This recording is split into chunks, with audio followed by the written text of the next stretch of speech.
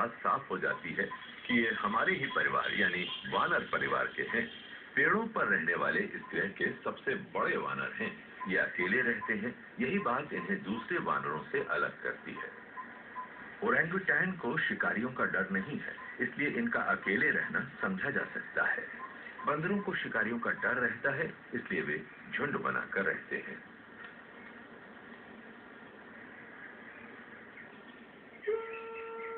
Orangutan लंबे समय तक बिना हिले डुले डालों पर लटके रहते हैं। ये बड़ी आसानी से अपने हाथों या पैरों या फिर एक हाथ एक पैर से लटक सकते हैं।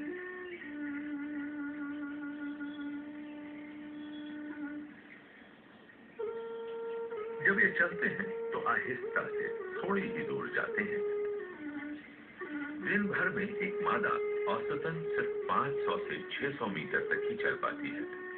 ये वानर जंगल के जिस कोने में रहते हैं वो इनकी याददाश्त में पूरी तरह बस जाता है। वे जानते हैं कि कौन सी डाल आराम करने के लिए अच्छी है और भोजन कहाँ कहाँ उपलब्ध है।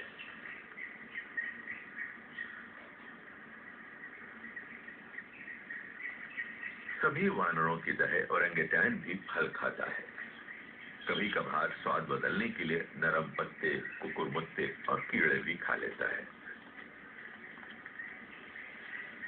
नर कई बार दीमकों की तलाश में जमीन पर आ जाते हैं, पर ज्यादातर वे भी मादाओं की तरह लगातार शाखाओं पर लटके रहते हैं, मानो समय के बीतने का इंतजार कर रहे हों।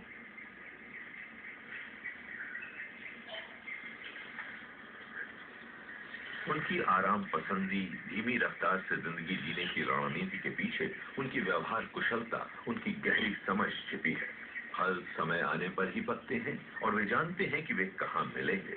जब फल पकते हैं तो वे सीधे वहां पहुंच जाते हैं।